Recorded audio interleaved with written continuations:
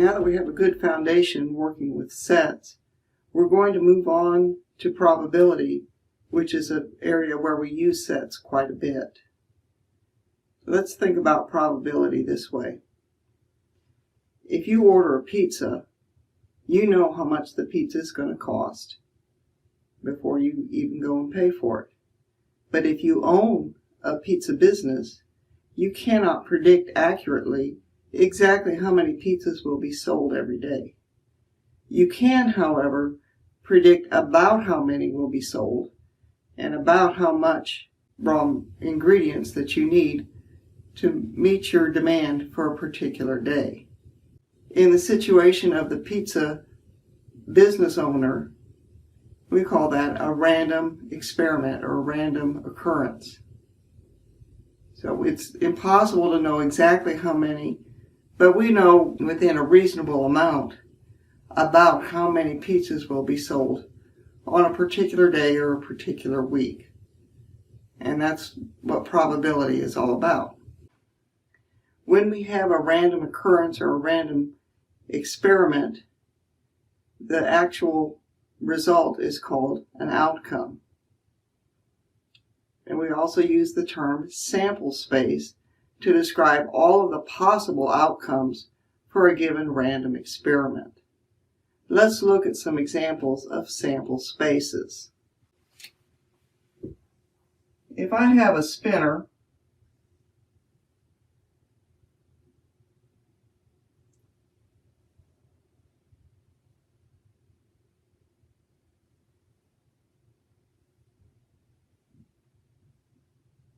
and I label the sections 1 through 7, my sample space would be the set of the numbers 1, 2,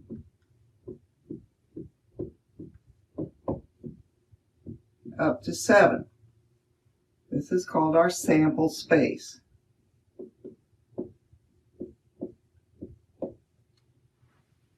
Okay. If I'm taking a public opinion poll, I can classify the respondents as young, middle-aged, or senior, as male or female. So my sample space there would be a set of ordered pairs. So I could do young, male,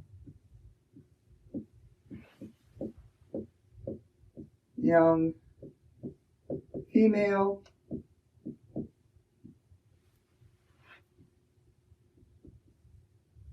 middle-aged, male, middle-aged, female, and senior male, and senior female. So these 6 pairs of characteristics would be my sample space for this poll. If I wanted to study, say, families that had 3 children and look at the genders of the children in birth order, I could have a sample space that's described with a tree diagram. So this branch represents the first child, which would be either a boy or a girl. And then I can make some more branches.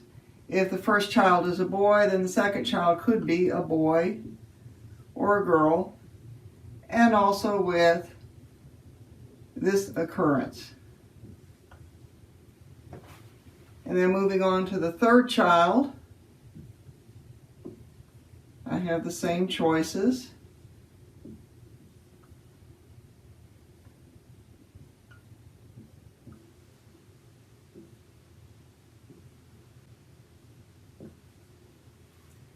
And now using this tree diagram, I can write a sample space by just following each branch. So this first branch would be boy, boy, boy.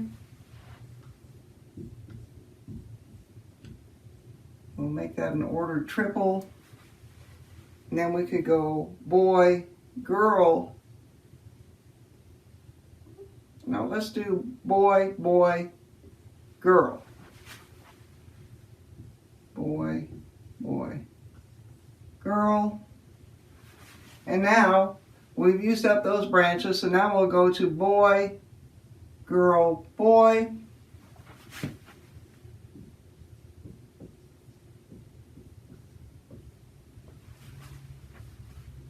And then boy, girl, girl would be our next outcome.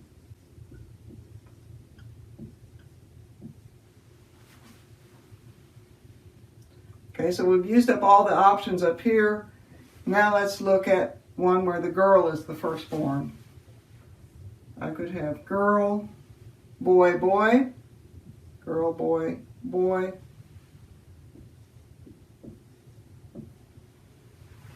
I could have girl, boy, girl.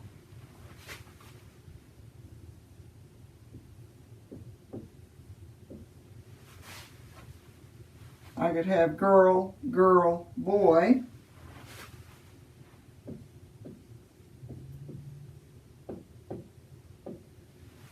And finally, girl, girl, girl.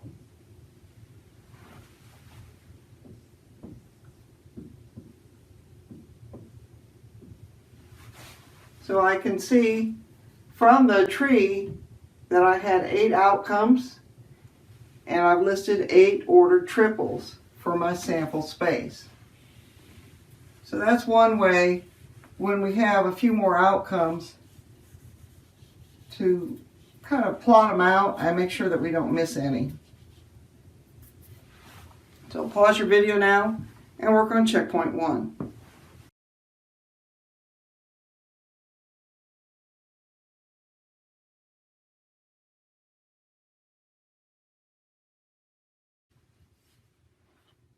Now that we've talked about the sample space, let's talk about one particular outcome in the sample space.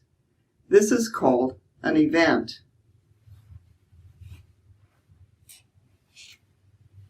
So if I were talking about a die, the sample space, when I roll one die, is 1, 2, 3, 4, 5, 6. But now I can define all different kinds of events. Okay, I could have an event where the face that shows up is even. So that would be either a 2 or a 4 or a 6. I can define an event, we'll call that event 1. Event 2 might be that the face is 3. So that would be just one particular event. I could even have an event where the face is greater than 2.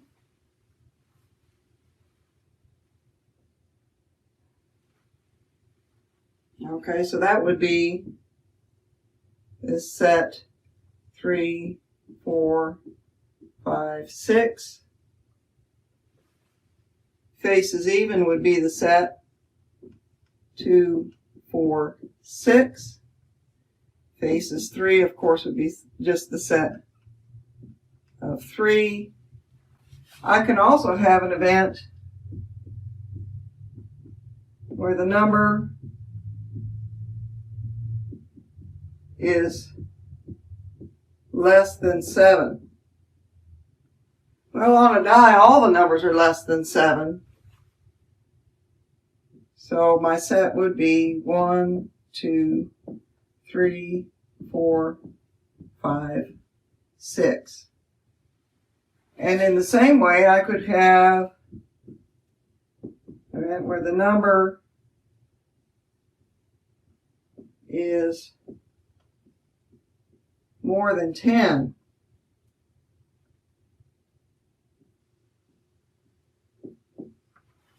And of course that would be the empty set, because none of the numbers on a die are more than 10. So we can have all different kinds of events.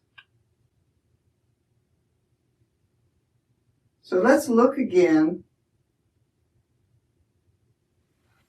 at our sample space for our families with 3 children.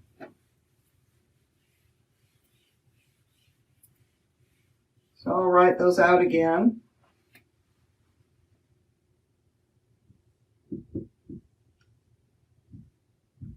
Boy, boy, boy, boy, boy, girl, boy, girl, boy.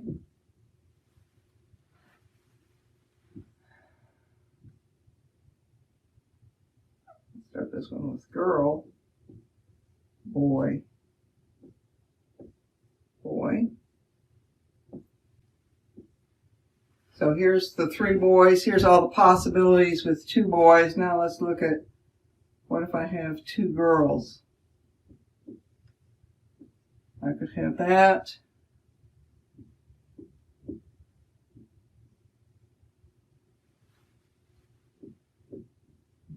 I could have that. Or I could have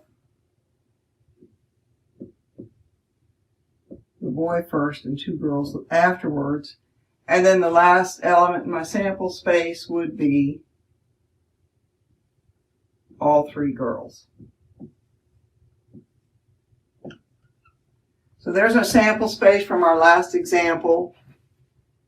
Now let's look at the events that I could have.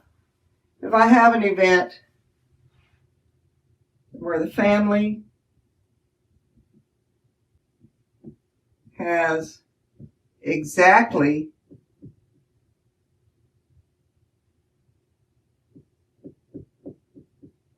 two girls, what would that look like? If we call this event H, it would include not any of these, not this one, but this one, girl, boy, girl, girl, girl, boy, and boy, girl, girl. Okay, so this is event H. If event K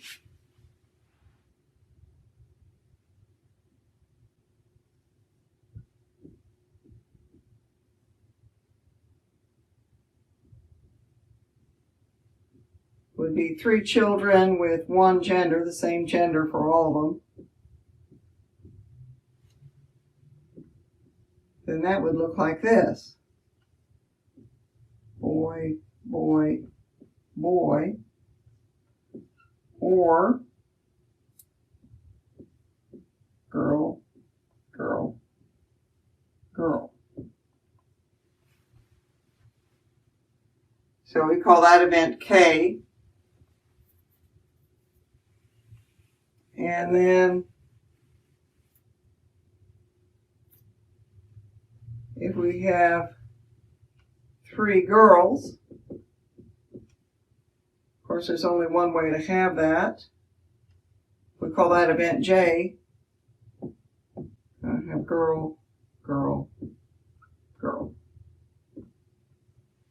Okay, so those are various events that we could have in this study of families with 3 children. Pause the video now and work on checkpoint 2.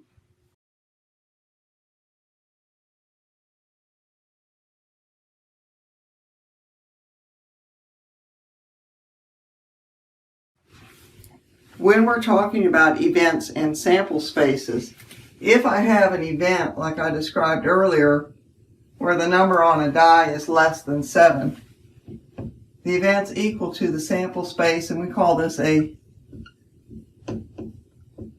certain event.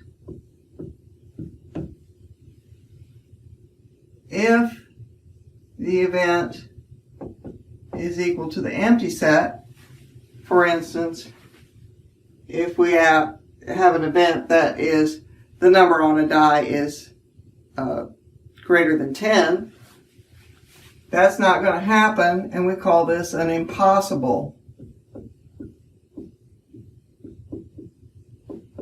event. So let's look at some examples. Suppose a fair die is rolled. What are the requested events? So the first one is a 4. Then my event would be the set of 4.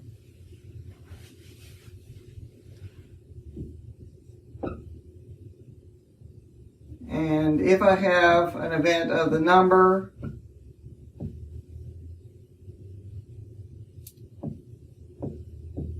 is less than 10,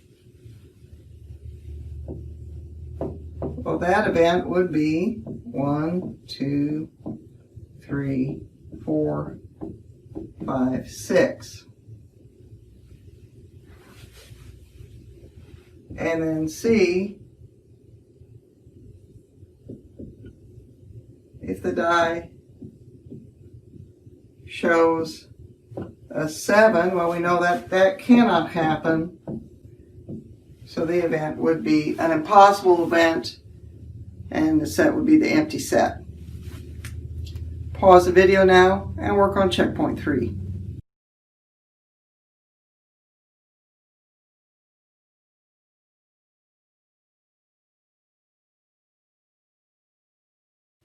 When we define events as sets, we can use the set operations that we've already learned to look at events. For example, if I have event E and event F, and I'll say the intersection, that is, both events happen.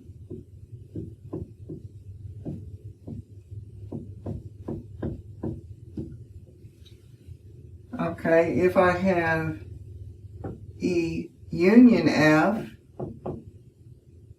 one or the other, or both could happen. Any of those. And if I had E complement, that would mean E does not happen.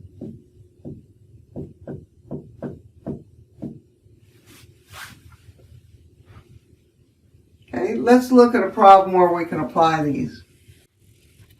A study of college students grouped the students into various categories that can be interpreted as events when a student is selected at random. Consider the following events. Event E, student is under 20.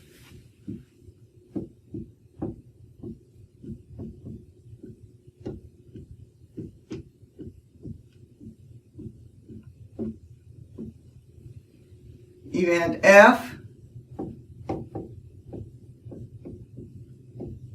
the student is male.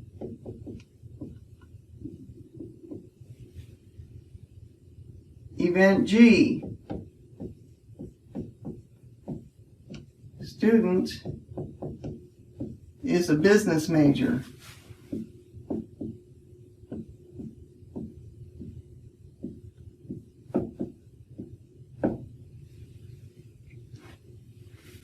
Okay, how would you describe E complement? I would describe this as the student is 20 or older. Okay, I have to have just the opposite of what's up here. Student under 20. Here I have a student 20 or older. If I had F complement intersect G, Well, let's look at the F complement. Complement of student is male would be student is female.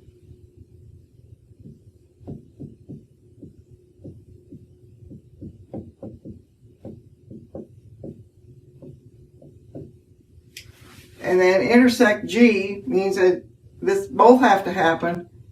So student is female and a business major.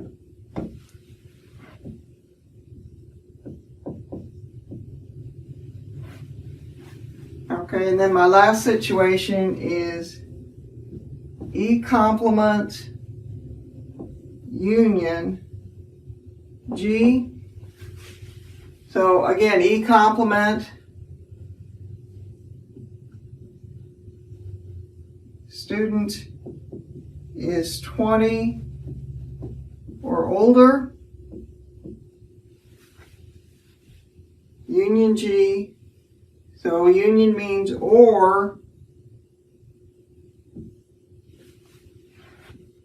a business major.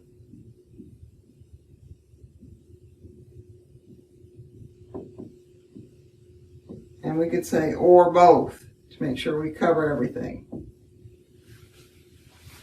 Okay, so this is how we can combine events within a probability problem. Pause the video now and work on checkpoint 4.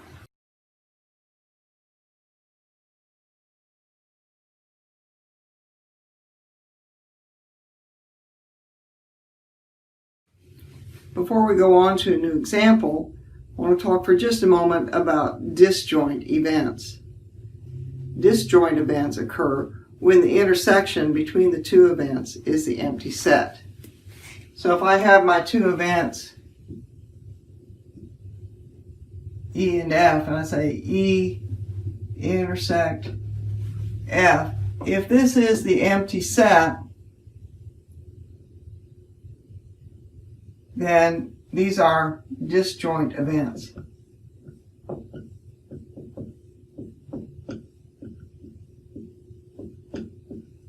So let's say E is the event that a person is 10 years old, and F is the event that the person has a driver's license. These are disjoint events. There are not 10-year-olds that have a driver's license. Let's look at another example to see if two events are disjoint. Let's say we have a sample space for rolling a die.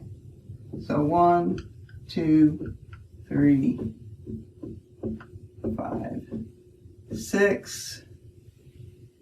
And then we have event E is the event of getting a 4, a 5, or a 6.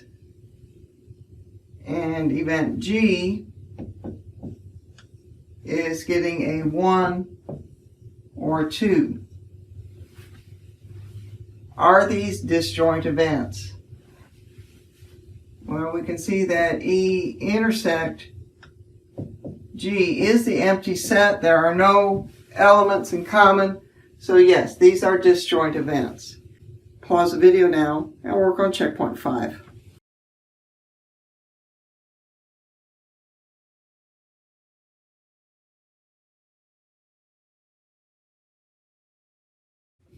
Okay, now that we've looked at sample spaces and events, let's get a little deeper into probability itself. In any kind of an event, if any outcome is equally likely, then we can find its probability. We can use something called the basic probability principle to determine the probability of different events. Let's look again at probabilities when we roll a fair die. The probability of any event is equal to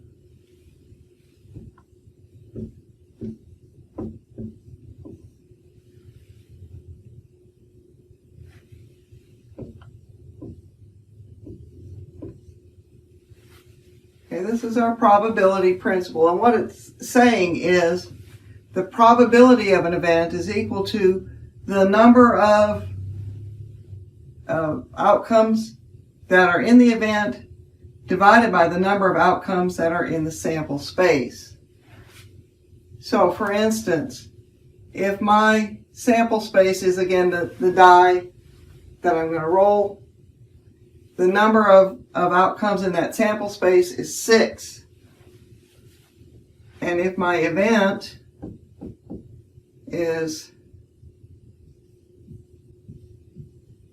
shows an even number,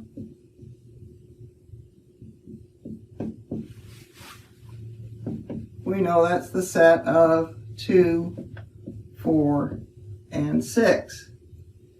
So the number of possible outcomes that fit my event is 3. The number in my sample space is 6.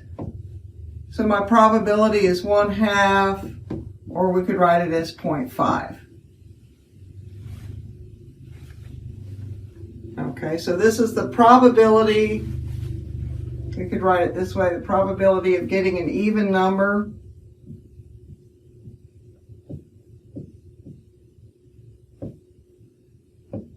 is 0.5.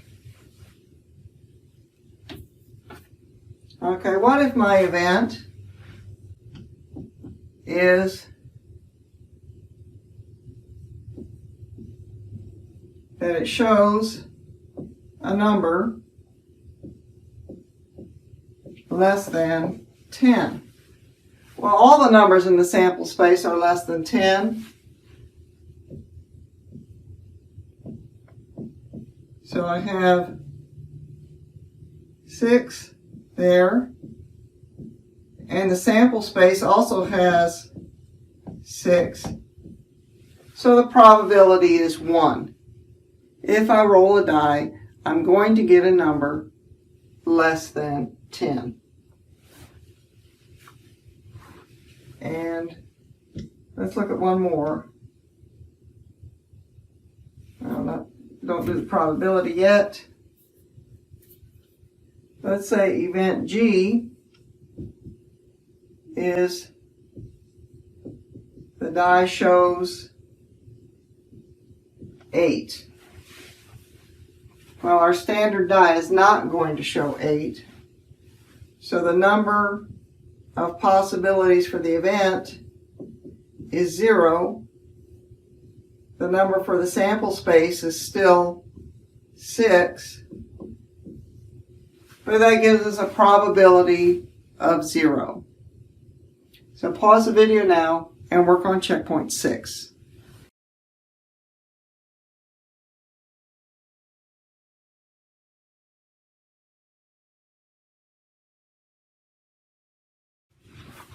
Many probability problems are posed as the likelihood of drawing a certain card or a certain type of card out of a standard deck of cards. Just for review, let's think about what kinds of cards are in a standard deck. In a standard deck, well, let's start with, there are 52 cards. Okay, so that's my sample space, the 52 cards. There are 4 suits, diamonds, spades, hearts, and clubs. And they have 13 cards each. Each suit has 3 face cards.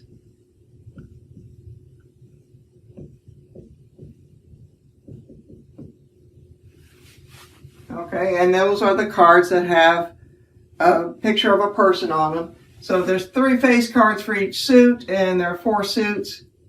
There are 12 face cards. There are 4 aces, 1 for each suit, and there are 4 of each number.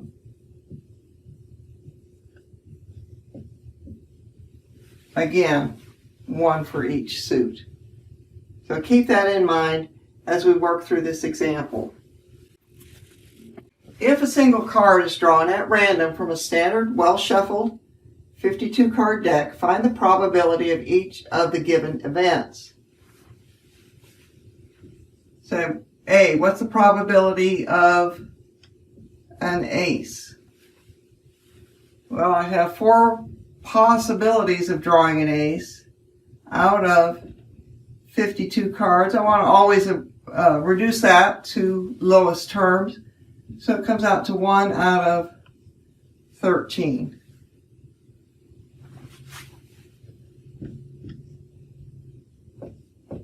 What about a face card? Okay, I told you that there's 3 face cards in each suit, so that's a total of 12 face cards out of 52 cards altogether. So reducing that by 4 would give me 3 out of 13 for that probability. Situation C, what's the probability of getting a spade? There are 13 spades out of 52 cards, so that probability reduces to 1/4. And then my last situation is, what if I get a spade or a heart? Now I'm going to have 13 spades and 13 hearts out of the 52 cards, so this is going to reduce to 1/2.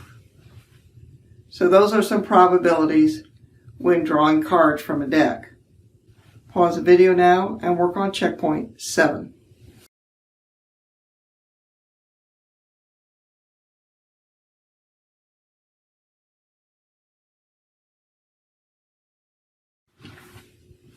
The probabilities that we've talked about so far have assumed that all of the outcomes are equally likely. Well, in real life, that simply isn't true all of the time. So when we do a real life problem, sometimes we have to use what's called the relative frequency, which means the frequency that would happen over a large number of events or random experiments. So we might say, for instance, that a porcelain sink that's been manufactured has a probability of maybe 2% that there's a defect in the sink. Okay, so the event of a defect is 2%, and the event of no defect would be 98%. So we can use those to calculate probabilities in real life occurrences. Let's look at a real life example where we have to use this concept. The General Social Survey picks U.S. residents at random and asks them a great many questions. One of the questions they asked respondents in 2016 was, do you feel your standard of living is much better, somewhat better, about the same, somewhat worse, or much worse than your parents? The table categorizes the responses. So I've got a table here, and I'll just abbreviate it up here. Much better, we had 573 responses. Somewhat better, 555 gave that answer. Same,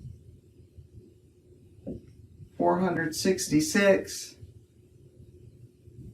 Somewhat worse, 238. And much worse, 100 people gave that answer. So to find probabilities, the first thing we need to do is add all these numbers up and see how many respondents we had.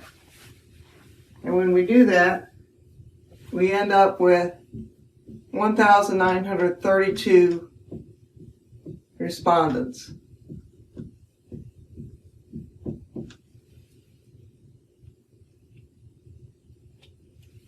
So now if I wanted to know what is the probability that somebody thinks they're doing much better than their parents did, I would take 573 and divide it by 1932, which comes out to about 0.2966. So almost 30% of the respondents to the survey thought that they were doing much better than their parents. Now let's look at another thing. What is the percentage that said that they are doing worse, either somewhat worse or much worse than their parents? This time I'd have to add these two categories, 238 plus 100, and then divide by 1932. Well, this is easy math. 338 divided by 1932 is approximately equal to 0.1749. So we could say that about 17.5% of the respondents felt that they were doing worse than their parents had. Pause the video now and work on checkpoint 8.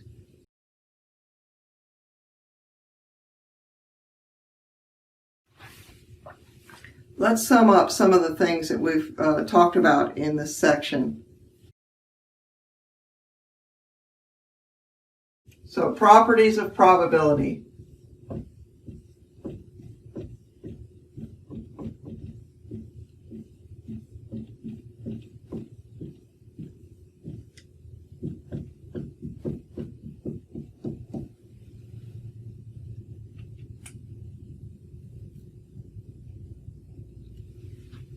Okay, if I have a certain number of outcomes, let's say piece of 1, piece of 2, piece of 3, and so on,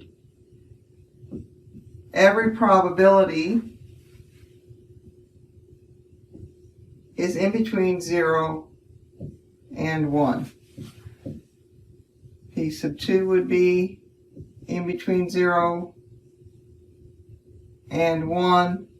Piece of 3 also in between 0 and 1. All these probabilities are going to be in between 0 and 1. If all of these represent all the possible outcomes, then piece of 1 plus piece of 2 plus piece of 3 all the way up to piece of n, where this is the last possible outcome, that has to equal 1. All the probabilities will equal 1. If we've described every possible outcome, something has to happen. So that's a certain event that I'm going to get one of these. When I add all the probabilities together, I'll get 1. This is the end of this section. So you should be ready now to go on to your homework assignment.